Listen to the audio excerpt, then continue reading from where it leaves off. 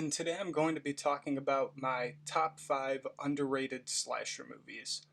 Now, all 5 of these movies are slasher movies that I believe deserve more recognition.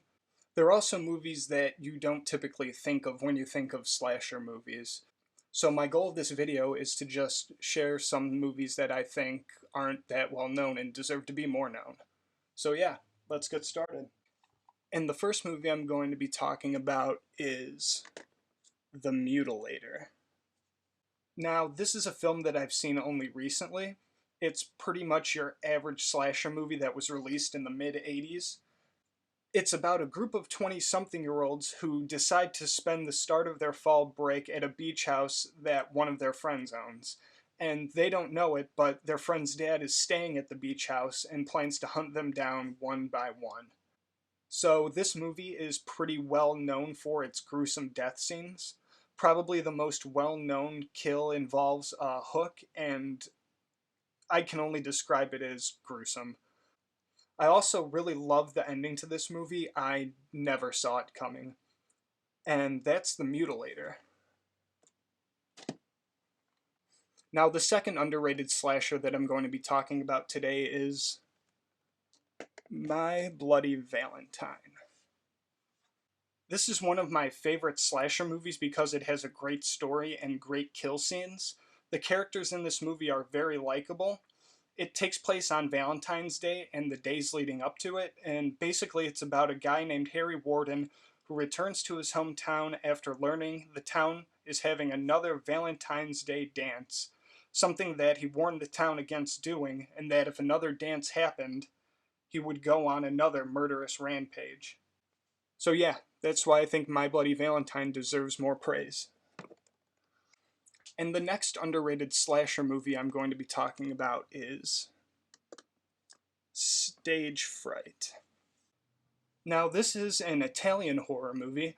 The director of this had previously worked with Dario Argento, who is known for movies like Suspiria and Deep Red.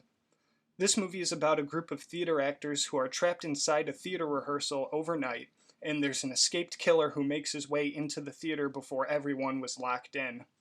Another cool thing about this movie is that the killer wears an owl mask, and I thought it was kind of funny. Like, are you kidding me? The killer is wearing an owl mask? That's kind of ridiculous. But as the film goes on, it kind of gets creepier. But yeah, Stage Fright is another great slasher movie that's worth checking out. Now, the next underrated slasher movie I'm going to be talking about is Pieces. Now, I'm going to be brief with this one because I consider it to be the most extreme of the slashers that I've chosen.